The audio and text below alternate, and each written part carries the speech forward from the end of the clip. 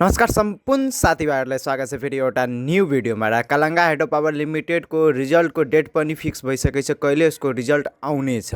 र सम्पूर्ण जानकारीको लागि भिडियोलाई लास्टसम्म हेरिदिनु होला र साथीभाइहरूसँग भिडियोलाई सेयर गरिदिनु होला। सबैभन्दा पहिला हामी यो बुझौँ यसलाई भरेको कतिजना थियो। 11.07 गुणा बढी मान्छेले यसलाई भरेको थियो। आवेदन सङ्ख्या थियो 29,10,926 जना यो आइपिओलाई भरेको थियो र मात्र आइपिओ पर्नेको सङ्ख्या रहेछ 2,87,000 जनालाई मात्र यो आइपिओ पर्ने रहेछ। र भाग्यमा पनि डिपेन्ड पर्ने हो। सबैजना एकचोटि कमेन्टमा लेखिदिनु होला, के पत्ता तपाईँलाई यो आइपिओ परिहालोस्। र यसको रिजल्ट तपाईँहरूले बुधबार 27 गते आउनेछ। यही बुधबार अब कति दिन भयो, आज 24 गते भइसक्यो। अब तपाईँहरूलाई 3 दिन मात्र पर्छ, त्यसपछि यसको रिजल्ट पनि आइपुग्छ। त सम्पूर्ण साथीभाइहरूलाई यो इन्फर्मेसन कस्तो लाग्यो भिडियोलाई लाइक गरिदिनु होला र साथीभाइहरूसँग भिडियोलाई सेयर गरेर केही समस्या छ तपाईँहरूलाई आइपिओ सम्बन्धित, डिमेट सम्बन्धित या एकाउन्ट सम्बन्धित, मलाई कमेन्टमा मेसेज गर्दा हुन्छ। धन्यवाद।